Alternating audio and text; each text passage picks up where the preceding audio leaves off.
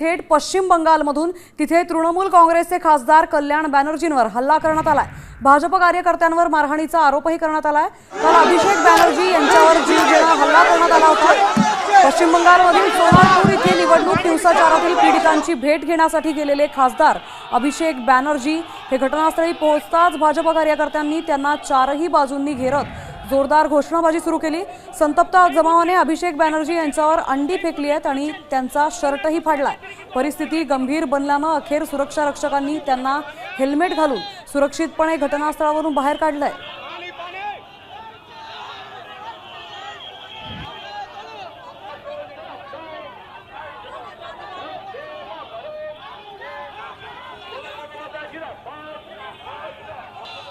अभिषेक बॅनर्जींवर आता हल्ला करण्यात आलाय।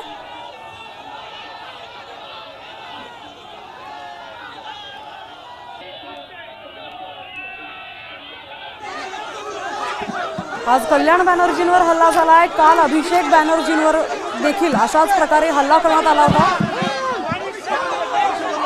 त्यांना अंड्यांनी फेकून मारण्यात आलं होतं।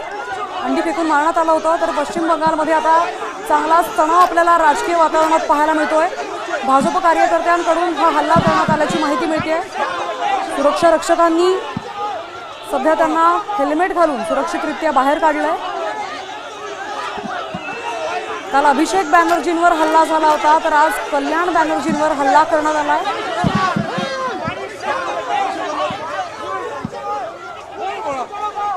पश्चिम बंगालच्या राजकीय वातावरणात यामुळे चांगलाच तणाव आपल्याला पाहायला मिळतोय। पश्चिम बंगालमधून अत्यंत महत्त्वाची अपडेट आता समोर येते। काल अभिषेक बॅनर्जींवर हल्ला करण्यात आला होता। संतप्त जमावाने त्यांच्यावर हल्ला केला होता, तर आज कल्याण बॅनर्जींवर हल्ला करण्यात आलाय।